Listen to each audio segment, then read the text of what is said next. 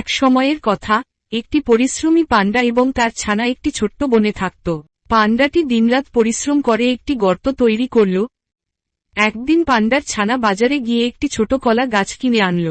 তারা দুজন মিলে গাছটি তাদের গর্তের পাশে রোপণ করল এবং যত্ন নিতে লাগল। কয়েকদিন পর কলা গাছটি বড় হয়ে উঠল এবং তাতে সবুজ কলা ধরে গেল। পান্ডা এবং তার ছানা খুব খুশি হল, কারণ তাদের পরিশ্রমের ফল তারা পেতে চলেছে। কিন্তু একদিন, একটি দুষ্টু বানর এল। সে কলা গাছটির দিকে তাকিয়ে লোভ করল এবং গাছটি কাটতে শুরু করল। পান্ডা এবং তার ছানা এই দৃশ্য দেখে খুব কষ্ট পেল।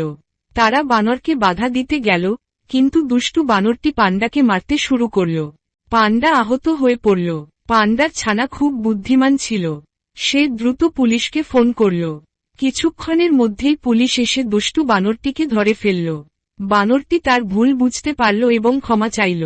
পুলিশ বানরটিকে সতর্ক করে দিল যে, যদি সে আবার এমন কাজ করে, তাহলে তাকে শাস্তি পেতে হবে। পান্ডা এবং তার ছানা আবার তাদের কলা গাছটির যত্ন নিতে লাগল। কিছুদিন পর গাছটি আবার সুস্থ হয়ে উঠল এবং তাতে আবার কলা ধরল। তারা দুজন মিলে আনন্দে কলা খেল এবং তাদের পরিশ্রমের ফল উপভোগ করল।